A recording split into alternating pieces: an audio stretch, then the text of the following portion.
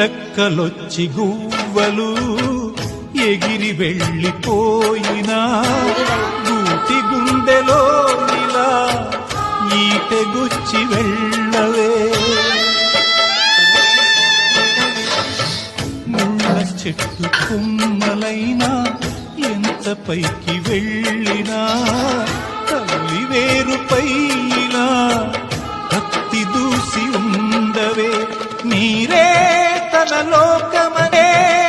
లోకమని బతికిన సోదరుని సాలే ఇక వెళ్ళమని తరిమిన మిమ్ముగని